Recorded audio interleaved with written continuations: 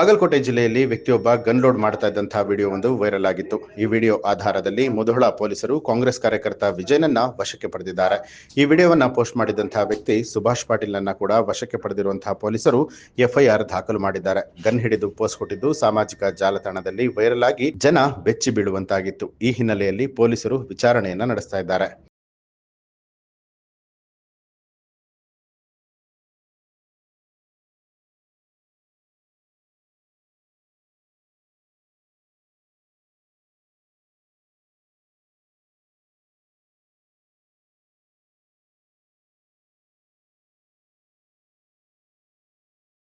चला पुढा चला चला बरं ये राजू नड नड नड ये नड